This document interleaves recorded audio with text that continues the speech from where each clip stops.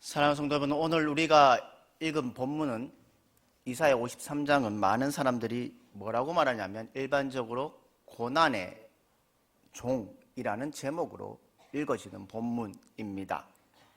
이사야 선지자가 주전 700년경에 예수 그리스도의 당하심, 고난, 그리고 아픔, 그리고 구원 사역에 대한 얘기가 기록되어 있는 부분이 오늘 우리가 읽은 본문입니다. 선지자 이사야는 예수님께서 십자가의 고난을 당하는 수밖에 없었던 이유를 뭐라고 말씀하고 있냐면 한마디로 이렇게 말합니다. 죄인된 우리를 때문이라고 지적하고 있습니다. 오늘 본문 6절을 한번 보십시오. 6절에 이렇게 되어 있습니다. 우리는 다 양 같아서 그릇 행하여 각기 제 길로 갔거늘 여호와께서는 우리 무리의 죄악을 그에게 담당시키셨도다 라고 되어 있습니다. 다시 말해서 무슨 말씀이냐, 우리 인간들은 마치 길 잃은 양처럼 어디든지 헤매다가 잘못된 길로 들어서게 되고 모두 다 낭떠러지에 임하게 될 수 있습니다. 죽을 수밖에 없는 처지에 빠질 수 있습니다. 그것처럼 하나님께서는 인간이 저지른 잘못 때문에 모든 책임을 그리고 모든 삶을 예수님이 대신 지시고 가신다고 말씀하고 있습니다. 오늘 우리는 마치 어리석은 양과 같은 모습일 것입니다. 왜냐하면 인도자이신 하나님의 품을 떠나서 제약된 세상을 향해 달려가는 인생이기 때문입니다. 그러다 보면 우리는 사단의 노예로 죄값으로 인해 죽을 수밖에 없는 비참한 운명에 처한 우리지만 죄와 사망의 자리로부터 우리를 생명길로 구원해 주시는 참 목자가 있습니다.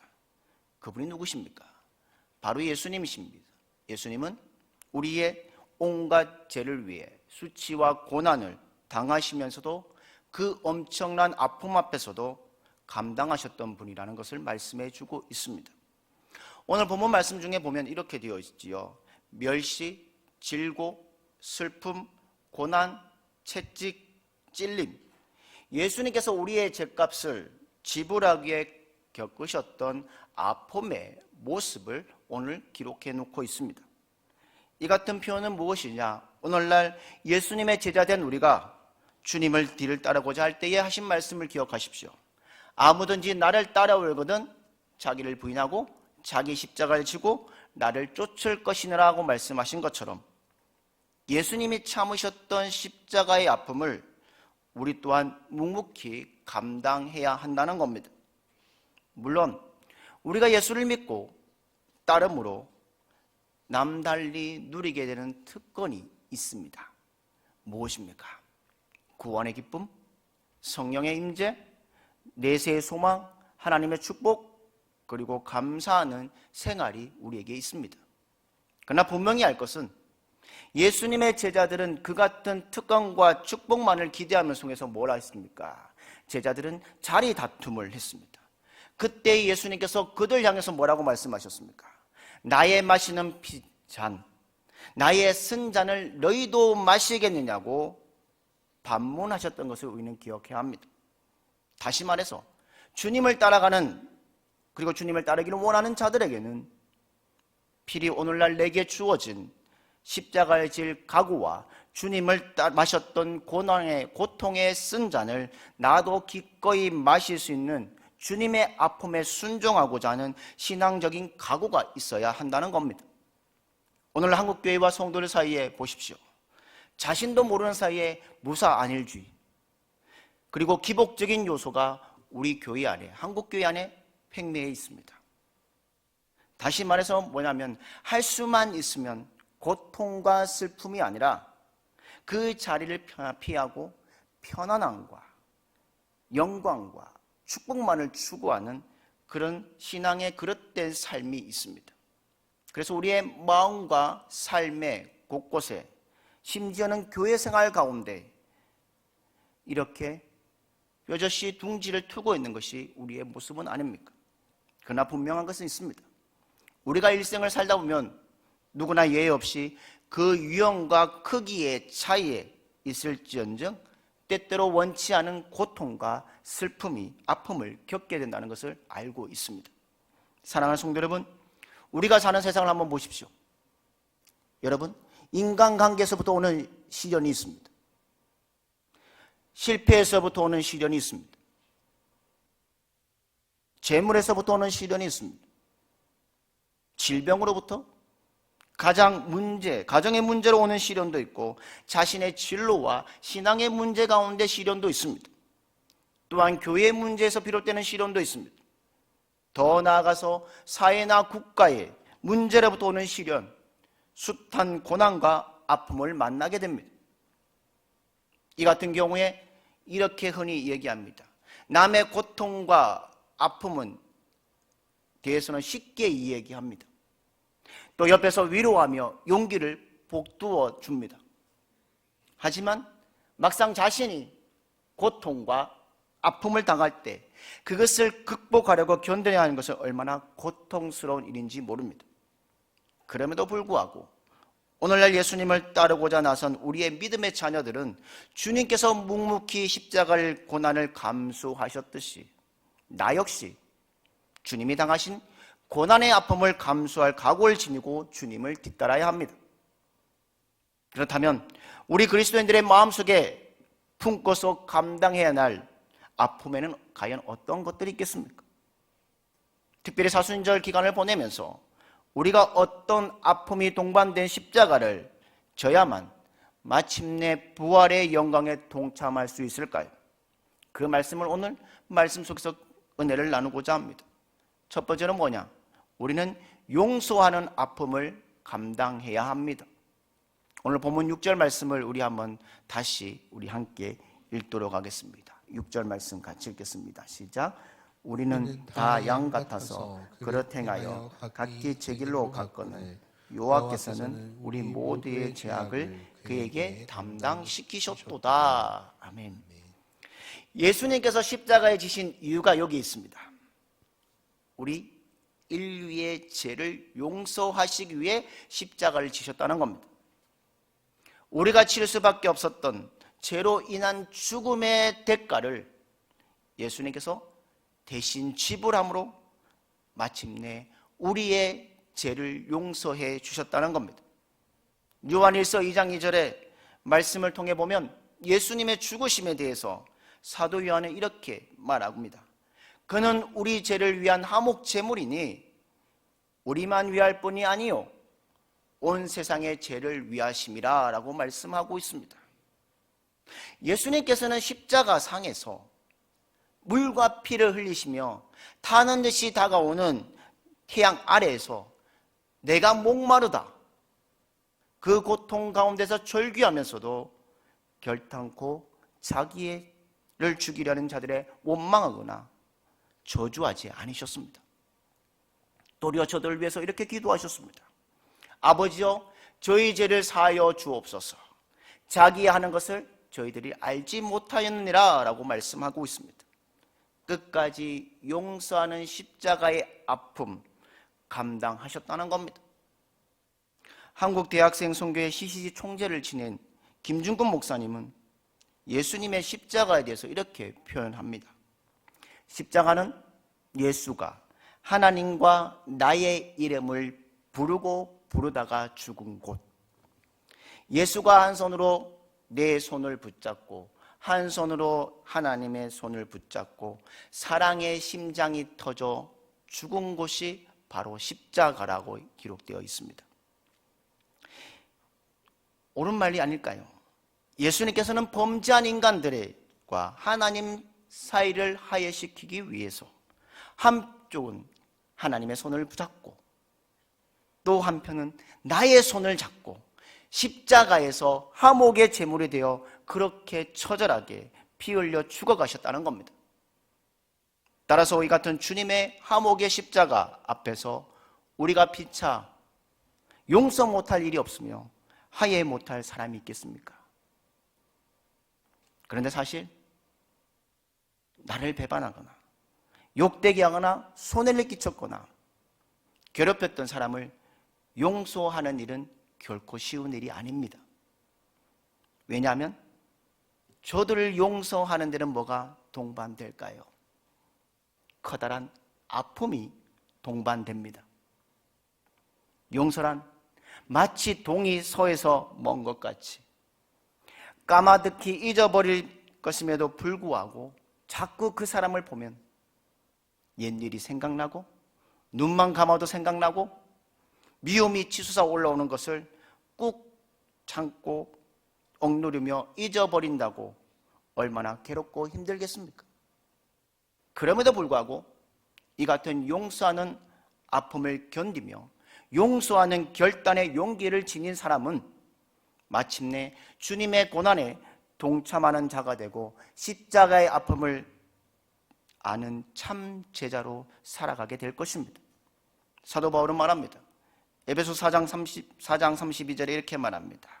에베소 교회와 성도들 향해서 이렇게 말씀합니다. 서로 인자하게 하며 불쌍히 여기며 서로 용서하기를 하나님이 그리스도 안에서 너희를 용서하신 것 같이 하라고 말씀하고 있습니다. 사랑하는 믿음의 성도 여러분, 만약 여러분의 마음속에 예수 그리스도를 통하여 나의 죄가 용서함을 받았다는 분명한 믿음이 있다면 나를 힘들게 하는 어떤 사람이나 어떤 일이나 능히 용서하는 아픔을 감당해 내실 수 있다는 겁니다. 이것이 바로 구원받은 성도로서 하나님께 진 사랑의 빛을 다른 사람을 통하여 갚는 일이라는 겁니다.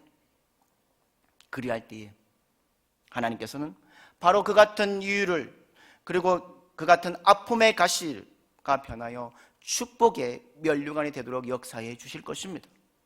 사랑하는 믿음의 성도 여러분, 이번 한 주간을 살아가면서 우리에게 다가오는 용서하는 아픔을 감당해내며 주님의 축복의 면류관을 받고 살아가는 여러분들의 삶이 되기를 주님의 이름으로 축복합니다. 두 번째로는 우리는 사랑하는 아픔을 감당해야 합니다. 어떤 분은 이렇게 말합니다. 용서는 할 수 있는데 절대로 사랑할 수는 없습니다. 굳세게 버티는 경우가 있습니다. 그냥 만약에 내가 내 마음속에 상대방을 용서하기는 했지만 한 걸음 더 나아가서 적극적으로 품고 베푸는 사랑의 자리까지 나아가지 못한다면 그것은 엄밀한 의미에서 진정한 용서가 아닙니다. 그 이유는 진정한 용서란 사랑의 열매로 나타나야 합니다. 오늘 본문 5절 말씀을 보십시오. 5절 말씀에 그가 찔림은 우리의 허물 때문이요 그가 상함은 우리의 죄악 때문이라. 그가 징계를 받음으로 우리가 평화를 누리고 그가 채찍에 맞음으로 우리가 나음을 받았도다 라고 말씀하고 있습니다. 곧 예수님께서 우리의 허물을 사랑으로 감싸주시기 위해서 창과 가시 면류관을 찔리시고 채찍에 살이 찢기는 아픔을 당하셨다는 겁니다. 옛날 고려시대에 아주 잘못된 풍습이 하나 있습니다. 고려장이라는 것이 있습니다. 부모님들이 나이가 들면 거동을 못하거나 소위 노망이 들게 되면 그만 지게에 지고 깊은 산속에서 내버리며 돌아오는 몹쓸 풍습이 있습니다. 그때만 있었습니까? 그래도 요즘도 못된 자식들 중에 이런 사람들이 있죠. 부모님께 어디 좋은 데 놀러 간다고 같이 차를 태우고 나갔다가는 잠깐 휴식을 취하는 척하면서 외딴 곳에 버려두고 몰래 잠적해버리는 수법을 하는 사람도 있습니다. 그런데요, 막상 평생 키워주었던 자식들에게 그처럼 버림받고 수모받은 그리고 양로원에 수용된 무익한 노인들의 경우에는 꼭 한 가지 공통점이 있습니다. 절대로 담당 직원이나 경찰관에게 자신의 용고지나 자녀들의 신원을 마지막 죽는 날까지 밝히지 않는다는 겁니다. 하루에도 몇 번씩 정신이 들었다가 할 겁니다. 그런데 자기를 버리고 도망간 자식일지라도 저들에게 불이익이 당하지 않기 위해서 자식을 사랑하는 마음은 끝까지 한순간도 잃지 않고 있다는 겁니다. 하지만 여러분, 이처럼 자신의 자식에까지 버림받은 부모님의 가슴은 얼마나 찢어지고 아프고 쓰리겠습니까? 그럼에도 불구하고 자신이 죽는 날까지 끝까지 그 같은 아픔을 참고 속으로 머금며 자식 잘 되길 바라고 기도하는 그런 그것이 바로 곧 자식을 향한 부모님의 사랑이 아닙니까? 그런데 우리 주님께서는 죄인된 인간들로부터 이 같은 수모를 당하셨습니다. 멀리 갈 것이 없이 소위 민노라는 우리들의 모습을 한번 보십시오. 우리들조차도 날 위해 죽기까지 한없는 사랑을 품어주신 예수님을 외면하고 배반하고 멀리하고 떠날 때가 얼마나 많은지 모릅니다. 그럼에도 불구하고 예수님께서는 마치 자식으로부터 버림받은 부모처럼 결코 우리를 미워하거나 책임 추궁하지도 않으시고 단지 아픈 가슴을 쓸어안고 끝없는 사랑으로 우리를 감싸주고 계시는 분이십니다. 어떤 시인은 이렇게 말합니다. 사랑은 아픔입니다 라고 되어 있습니다. 아픔이 없는 사랑은 참된 사랑이 아닙니다. 사랑하기 때문에 참아야 하고, 사랑하기 때문에 낮아져야 하고, 사랑하기 때문에 양보하기도 하고, 사랑하기 때문에 섬기기도 하고, 사랑하기 때문에 손해를 감수하게 된다는 겁니다. 그러나 이 같은 사랑의 실천은 말로 하기는 쉬워 보이지만 막상 여러분의 실생활에 적용해 보십시오. 얼마나 힘들고 괴로운 아픔의 대가를 지불해야 할지 모릅니다. 그럼에도 불구하고 사랑하기 때문에, 사랑하기 위해서 겪게 되는 아픔이야말로 우리의 삶을 후회 없게 만들 뿐만 아니라 도리어 가장 보람있게 이끌어주는 고귀한 아픔인 줄 믿고 사랑을 위한 아픔을 감내함으로 십자가의 아픔에 동참하는 여러분들의 삶이 되기를 주님의 이름으로 축복합니다. 세 번째로는요, 우리는 자기 자신과 싸우는 아픔을 감당해야 합니다. 사람은 누구나 일생 가운데 두 종류의 싸움을 합니다. 하나는 외부적인 요소로부터 싸움을 벌이고 있습니다. 어떤 것이 있습니까? 자신의 환경, 사건, 일, 물질, 건강 또는 다른 사람들의 공격으로부터 자신을 지키기 위해 싸우는 외적인 요소가 있습니다. 외적인 싸움이 있습니다. 또 다른 하나는 무엇이냐? 자신의 마음으로부터 일어나는 것들, 욕망, 분노, 시기, 질투, 이기심, 미움, 물욕 등을 제어하기 위해 싸우는 내적인 싸움이 있습니다. 그런데 이 둘 중에 정말 견디기 어려운 힘든 싸움은 무엇일까요? 바로 내적인 싸움입니다. 예수님께서도 십자가에 지시기 전에 죽음 앞에 두고서 겟세마네 동산에서 최후의 기도를 드리실 때에 자신의 좌우와 힘겨루는 싸움을 하셨던 것을 봅니다. 그건 바로 내적 싸움의 고통을 충분히 이해해 준 부분입니다. 마태복음 26장 38절에 보면 예수님께서 제자들에게 고민하며 슬퍼하는 모습을 이렇게 말해줍니다. 내 마음이 매우 고민하여 죽게 되었다라고 괴로워하셨다고 말씀합니다. 자신과의 싸움에서 커다란 아픔을 겪고 계신다고 말씀하고 있습니다. 그런가 하면 39절에 이렇게 말합니다. 아버지여 만일 할만하시거든 이 잔을 내게서 지나가게 하옵소서. 그러나 나의 원대로 마옵시고 아버지의 원대로 되기를 원합니다 라고 기도했습니다. 이 또한 예수님의 솔직한 인간의 모습과 하나님의 뜻 사이에서 처절한 아픔을 겪고 계심을 보여주는 장면입니다. 또한 누가복음 22장 44절에 보면 주님께서는 이같이 기도하셨을 때에 이렇게 되어 있습니다. 땀방울이 핏방울같이 되었다고 말씀하고 있습니다. 땅구멍에서 핏기가 솟아올 정도로 피와 땀이 서로 얽혀서 흘러내릴 만큼 자신과 처절하게 싸워 아픔을 경험하셨다는 겁니다. 오늘날 우리의 모습을 한번 보십시오. 우리는 너무나도 연약한 자리에 처해 있으면서도 자신의 죄와 세상의 유혹과 사탄의 시험에 대해서 무방비한 상태로 놓여 있지는 않은지, 도무지 의욕적으로 싸우려 들지 않고 있습니다. 과거에 한번 보십시오. 우리나라는 가난했습니다. 못 먹을 때는 올림픽에 나가면 어떤 종목이 금메달을 따고 있습니까? 때리고 움직이는 격투기가 금메달을 땄습니다. 그런데 요즘은 어떻습니까? 이런 격투기 종목의 운동은 아무도 하지 않습니다. 왜 그럴까요? 한마디로 배가 불러졌기 때문입니다. 과거 배고프던 시절에는 어떻게 해서라든 상대방을 두들겨 패고 링 위에 때려 눕히고 돈이 생기고 배가 불러줄 수 있었기에 소위 헝그리 정신으로 열심히 운동을 했지만 이제 모두 편안합니다. 먹고 살만하니까 굳이 얻어맞으며 힘든 운동을 할 필요가 없다는 것이죠. 마찬가지입니다.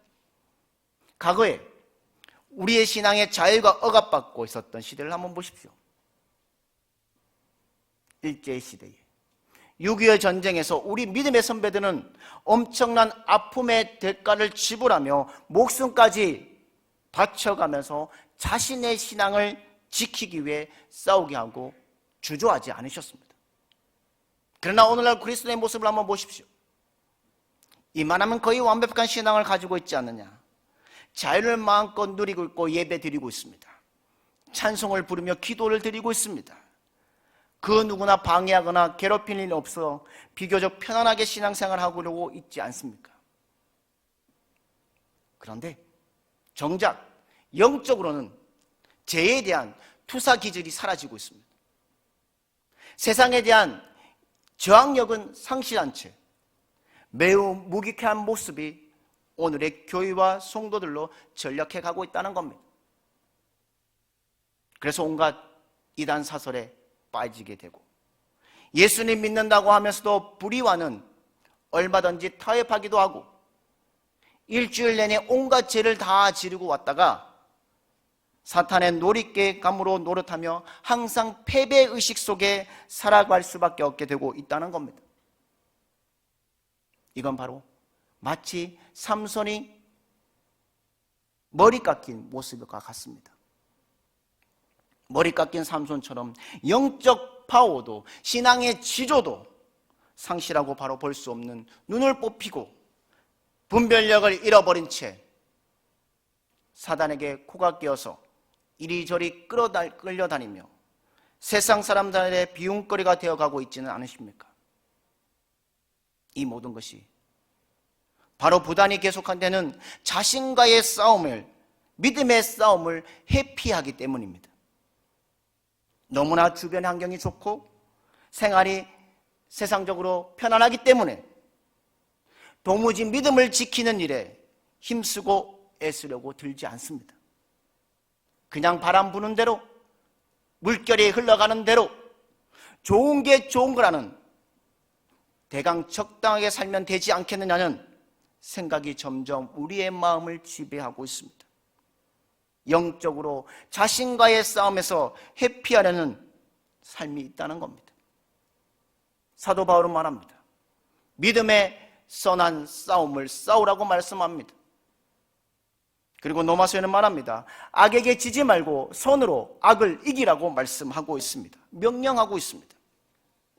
사랑하는 믿음의 성도 여러분, 오늘 우리가 사는 세상에서 우리가 바르게 신앙생활하기 위해서는 비록 선한 싸움을 싸워나기 힘들고 벅찰지라도 끝까지 인내하면서 자신과의 싸움을 싸우기 위해 아픔을 감수해야 합니다. 아무쪼록 우리 모두는 비록 한순간의 아픔일지라도 예수님께서 십자가를 앞두고 겟세마네 동산에서 피땀 흘리는 자신과의 싸움을 하셨던 것처럼 우리도 매 순간 육적인 좌우와 죄와 세상과 사탄의 세력과 더불어 힘차게 싸워서 승리하는 성도들 되시기를 주님의 이름으로 축복합니다. 이제 말씀을 맺고자 합니다. 신앙생활에는 어떤 의미가 있습니까? 험난한 가시밭 속에서 아픔을 머금고 피어나는 한 송이의 백합화와 같습니다. 오늘 내게 가시가 찌르는 것 같은 아픔이 있다고 해서 슬퍼하거나 탄식하지 말고 그것으로 인해 더 아름다운 백합화를 필 수 있다는 거 주님께 도움을 청하는 여러분들 되길 원합니다. 만약 우리가 잠시 찌르는 아픔만을 생각하고 그 아픔을 참아내지 못한다면 상처받은 채로 주저앉아 있을 겁니다. 그러나 잊지 말아야 합니다.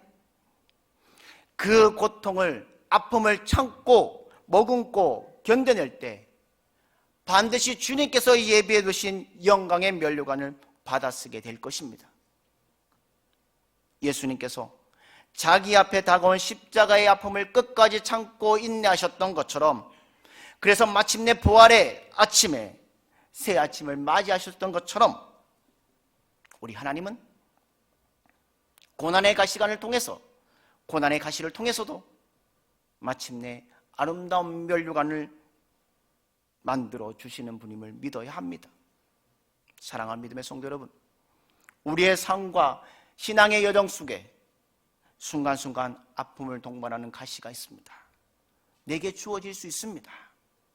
그러나 예수님께서 십자가의 아픔을 참으시면서까지 모든 것을 용서하셨고 사랑하시며 자신과의 싸움을 감당해내셨던 것처럼 우리 모두도 이 사순절을 보내면서 묵묵히 내게 주어진 십자가의 아픔을 감당해내는 여러분들 되길 원합니다.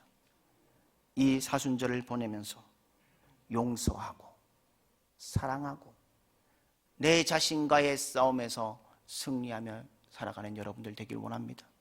우리에게 가시가 왔지만 그것이 하나님께서는 영광의 면류관으로 만들어 주셨던 그 삶을 기억하며 남은 사순절 기간을 묵묵히 주님의 십자가의 아픔을 동참하며 승리의 길을 걸어가며 부활의 삶을 바라보는 여러분들 되기를 주님의 이름으로 축복합니다.